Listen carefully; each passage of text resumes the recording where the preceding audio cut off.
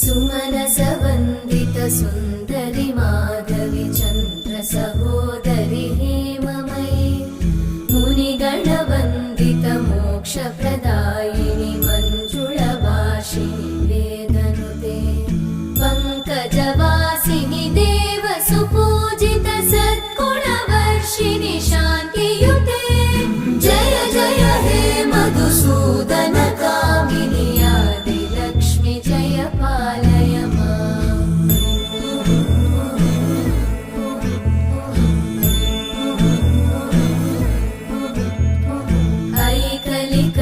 ऐकलिकल्मषनाशिनि कामिनि वै